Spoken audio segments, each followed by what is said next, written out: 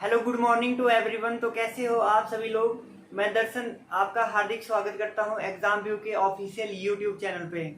आशा करता हूं आप सभी लोग अच्छे होंगे, व्यस्त होंगे, मस्त होंगे और तंदुरुस्त होंगे, अच्छे से अपनी पढ़ाई को कर रहे होंगे। तो चलिए शुरुआत करते हैं हम आज के सेशन की। बहुत ही इंपॉर्टेंट क्वेश्चन रहने वाले हैं जो कि आपके प्रीवियस ईयर किसी ना किसी एग्जाम में पूछे गए हैं। तो चलिए सेशन की शुरुआत करते हैं आज के बेहतरीन मोटिवेशन कोड के साथ कि लगा दो आग पानी में जवानी उसे कहते हैं और छीन लो सिलेक्शन कहानी उसे कहते हैं, क्योंकि हमारी रगों में खून नहीं जुनून दौड़ता है। तो चलिए शुरुआत करते हैं आज का सेशन। आपको हर क्वेश्चन को नोट करना है और उसके ऊपर जो मैं क्वेश्चन पूछूंगा कमेंट में रिप्लाई करना है। तो पहला क्वेश्चन है अब आपकी स्क्रीन पे। पहला क्वेश्चन है आपकी स्क्रीन पे कि संविधान दिवस कब मनाया जाता है। ऑप्शन है आपके पास 26 नवंबर, 15 अगस्त, 26 जनवरी या फिर 14 सितंबर। जल्दी से इसका आंसर बताएं कमेंट बॉक्स में। ऑप्शन नंबर ए 26 नवंबर, बी 15 अगस्त, सी 26 जनवरी और डी 14 सितंबर। पहला क्वेश्चन है आपकी स्क्रीन पे कि संविधान दिवस कब मनाया जाता है। तो इसका जो आपका राइट आंसर है वो हो जाएगा कि हमारा संविधान दिवस 26 नवंबर को मनाया जाता है। 26 नवंबर को इसलिए मनाया जाता है क्योंकि 26 जनवरी 1949 को हमारा भारत का संविधान अंगीकृत किया गया था, इसलिए 26 नवंबर को हमारा संविधान दिवस मनाया जाता है। क्वेश्चन नंबर सेकंड है आपकी स्क्रीन पे कि भारत के सबसे कम उम्र के प्रधानमंत्री कौन है। भारत के सबसे कम उम्र के प्रधानमंत्री कौन है। ऑप्शन ए है आपके पास Morarji Desai, option number B Indira Gandhi, option number C Rajiv Gandhi और option number D Jawaharlal Nehru.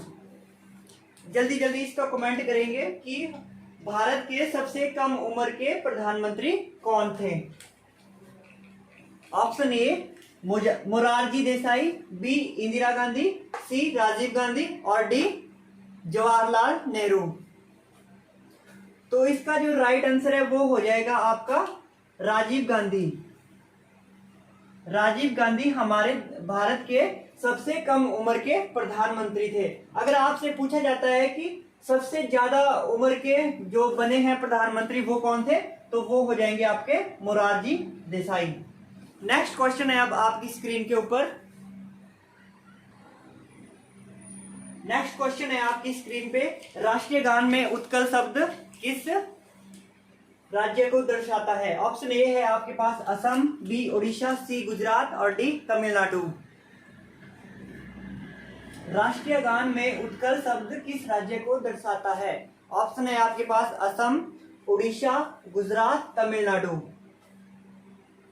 एक बार वीडियो को लाइक कर दें अगर आपको सेशन अच्छा लगता हो। डेली आपके पास सेशन आता रहेगा। तो इसका जो राइट आंसर है वो हो जाएगा आपका उड़ीसा। कि राष्ट्रीय गान में जो उत्कल शब्द है वो किसको दर्शाता है, किस राज्य को दर्शाता है, उड़ीसा। अब बात आई है उड़ीसा की, तो उड़ीसा के कुछ हम इंपॉर्टेंट क्वेश्चन कर लेते हैं। अब है आपके सामने उड़ीसा के बारे में कुछ इंपॉर्टेंट बातें। क्वेश्चन नंबर 1 है आपके, जैसे उड़ीसा की राजधानी क्या है, भुवनेश्वर। उड़ीसा में एक फेमस मंदिर है कोणार्क। कोणार्क किसका मंदिर है ये है सन टेम्पल।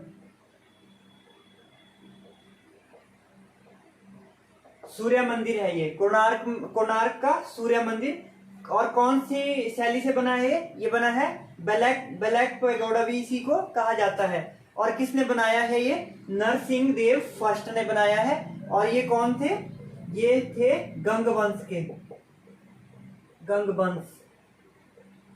तो ये कुछ आपकी इंपॉर्टेंट बातें थी उड़ीसा से रिलेटेड कि राजधानी इसकी है भुवनेश्वर और इसमें एक फेमस मंदिर है कोणार्क का सूर्य मंदिर। अब आप एक कमेंट करेंगे कि ये जो सन टेम्पल है ये जो है वो कौन से रुपए के नोट में होता है। जैसे 100 रुपए के या 50 रुपए के या फिर 10 रुपए के, आपने कमेंट में बताना है कि जो हमारा कोणार्क का जो सूर्य मंदिर है वो कौन से नोट पर लगा हुआ है। ठीक है, कमेंट में बताएंगे आप। और इसकी कुछ और इंपॉर्टेंट बातें, जैसे ये जो है वो कोणार्क का जो सूर्य मंदिर है वो एक 100% एक ऐसा मंदिर है जो हमारे सौर ऊर्जा से चलता है। ठीक है, और कुछ इंपॉर्टेंट बातें हैं जैसे इसकी कि इसमें एक उड़ीसा में है राष्ट्रीय उद्यान, नेशनल पार्क जो होते हैं आपके सिमरीपाल और भीतरकनिका राष्ट्रीय उद्यान कहाँ पे स्थित है? उड़ीसा में। और नेक्स्ट क्वेश्चन है कि यहाँ पे जो एक बहुत ही फेमस झील है चिल्का झील, खारे पानी की झील है चिल्का, वो भी कहाँ स्थित है? उड़ीसा में है। और इम्पोर्टेंट क्वेश्चन आता है कि ये जो चिल्का झील थी इसको यूनेस्को की वर्ल्ड हेरिटेज साइट में कब शामिल किया गया था? तो इसको 1984 में जो है वो चिल्का जो ये थी, क्या बोलते हैं इसको, चिल्का झील, इसको वर्ल्ड यूनेस्को की वर्ल्ड हेरिटेज साइट में शामिल किया गया था। ठीक है, और इसी झील के अंदर एक फेमस राष्ट्रीय उद्यान है, वो है नलवाना पक्षी अभयारण्य। तो आपने कमेंट में बताना है कि जो कोणार्क का जो सूर्य मंदिर है वो कौन से नोट पर लगा हुआ है। ऑप्शन है आपके पास 10 रुपए के या फिर 50 रुपए के या फिर ऑप्शन है 100 या फिर 200 रुपए के। आपने कमेंट में बताना है कि जो कोणार्क का सूर्य मंदिर है वो कौन से रुपए के नोट के पीछे लगा हुआ है। नेक्स्ट क्वेश्चन है अब आपकी स्क्रीन पे, नेक्स्ट क्वेश्चन है आपकी स्क्रीन पे, राष्ट्रीय ध्वज तिरंगे को कब अपनाया गया था? ऑप्शन है ए आपके पास है 24 जनवरी 1950 को, ऑप्शन नंबर बी 26 नवंबर 1949, ऑप्शन नंबर सी 14 सितंबर 1949, ऑप्शन नंबर डी है आपके पास 22 जुलाई 1947 को। तो इसका आंसर करेंगे आप कमेंट बॉक्स में, जल्दी जल्दी बताएं, जल्दी जल्दी बताओ। राष्ट्रीय ध्वज तिरंगे को कब अपनाया गया था?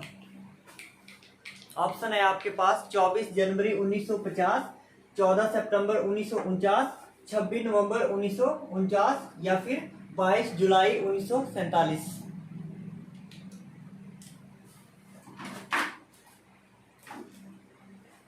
तो इसका जो राइट आंसर है वो हो जाएगा आपका 22 जुलाई 1947 को हमारे राष्ट्रीय ध्वज तिरंगे को अपनाया गया था।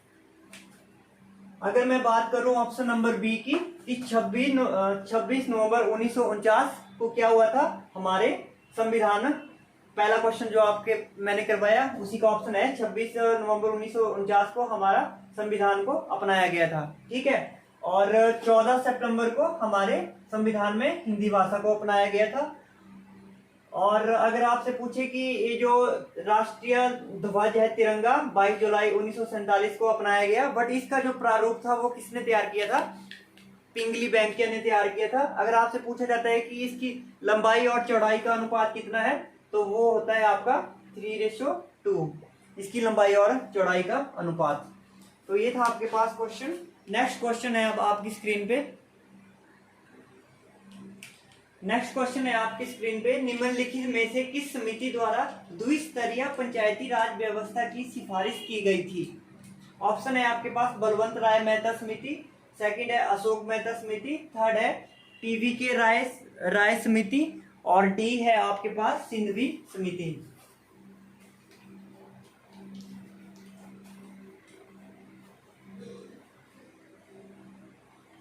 निम्नलिखित में से किस समिति द्वारा द्विस्तरीय पंचायत राज व्यवस्था की सिफारिश की गई थी? ऑप्शन ए है आपके पास बलवंत राय मेहता समिति, ऑप्शन बी है अशोक मेहता समिति, ऑप्शन सी है पीवी के राय समिति और ऑप्शन नंबर डी सिंधवी समिति।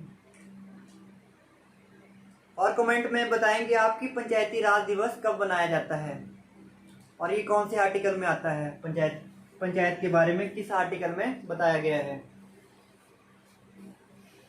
तो इसका जो राइट आंसर है वो हो जाएगा, द्विस्तरीय की बात कर रहे हैं तो जिसमें 2 वर्ड है वही आपका राइट आंसर हो जाएगा अशोक मेहता समिति। अब एक क्वेश्चन आता है कि निम्नलिखित में से द्विस्तरीय था, ये अशोक मेहता समिति हो जाएगा। अगर पूछा जाता है कि त्रिस्तरीय तो हो जाएगा वो बलवंत राय मेहता समिति, क्योंकि इसमें ऐसी ट्रिक से याद रखना है आपने। इसमें 3 वर्ड है, बलवंत राय मेहता, तो ये होगी त्रिस्तरीय। इसमें 2 है, अशोक मेहता, तो ये होगी द्विस्तरीय। और आगे एक आता है कि मतलब 2 के बाद 3, 3 के बाद 4 स्तरीय मेहता समिति कौन सी थी, तो वो थी PVK राय समिति। तो इसका राइट आंसर हो जाएगा अशोक मेहता समिति। नेक्स्ट क्वेश्चन करते हैं, आपकी स्क्रीन पे है नेक्स्ट क्वेश्चन। अब नेक्स्ट क्वेश्चन है आपकी स्क्रीन पे, शिक्षा को समवर्ती सूची में कब जोड़ा गया था? शिक्षा को समवर्ती सूची में कब जोड़ा गया था? ऑप्शन ए है आपके पास 1974, बी है 1976, ऑप्शन नंबर सी है 1978 और ऑप्शन नंबर डी 2002।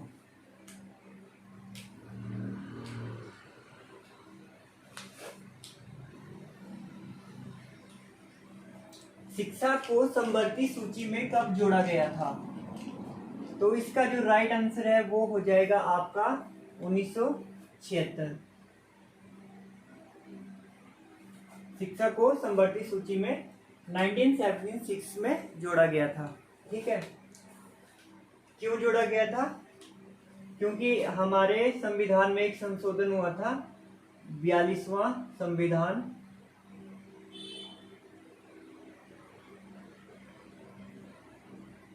ठीक है, 42वां संविधान संशोधन हुआ था।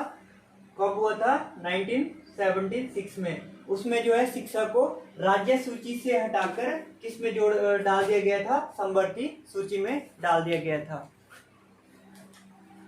आप मेरे को कमेंट बॉक्स में भी सजेस्ट कर सकते हो कि आपको इस तरह की वीडियो और भी चाहिए या फिर कुछ और सब्जेक्ट भी इसमें ऐड करने हैं, जैसे हिंदी के मतलब डेली हम 3, 4, 5 भी पर्यायवाची शब्द भी ऐड कर सकते हैं, या फिर जो भी इम्पोर्टेंट है एंटोनिम सिनोनिम भी ऐड कर सकते हैं। तो आपने जरूर कमेंट बॉक्स में बताना है। तो इसका राइट आंसर हो जाएगा 1976। नेक्स्ट क्वेश्चन है अब आपकी स्क्रीन पे। अब है आपके सामने जून महीने के कुछ इंपॉर्टेंट डेज जो एग्जाम में बार बार पूछे जाते हैं। तो विश्व दुग्ध दिवस कब मनाया जाता है? विश्व दुग्ध दिवस मनाया जाता है आपका 1 जून को। ठीक है, नेक्स्ट है आपका विश्व साइकिल दिवस। साइकिल दिवस मनाया जाता है आपका 3 जून को। नेक्स्ट है विश्व पर्यावरण दिवस। ये आपको पता होगा, एक कमेंट में बताएं कि पर्यावरण दिवस कब मनाया जाता है। नेक्स्ट है आपका विश्व रक्तदान दिवस, नहीं, विश्व खाद्य सुरक्षा दिवस 7 जून। विश्व खाद्य सुरक्षा दिवस मनाया जाता है आपका 7 जून को। नेक्स्ट है विश्व रक्तदान दिवस, वो मनाया जाता है आपका 14 जून को। लास्ट है आपका अंतर्राष्ट्रीय योग दिवस।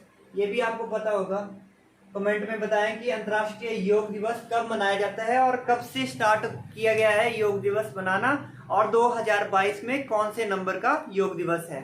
ठीक है, ये सारी बातें आप कमेंट में रिप्लाई करेंगे। जैसे आपके पास था विश्व दुग्ध दिवस 1 जून, विश्व साइकिल दिवस 3 जून, विश्व पर्यावरण दिवस कब मनाया जाता है, और विश्व खाद्य सुरक्षा दिवस 7 जून, विश्व रक्तदान दिवस 14 जून और अंतर्राष्ट्रीय योग दिवस कब मनाया जाता है, ये आप कमेंट में बताएंगे।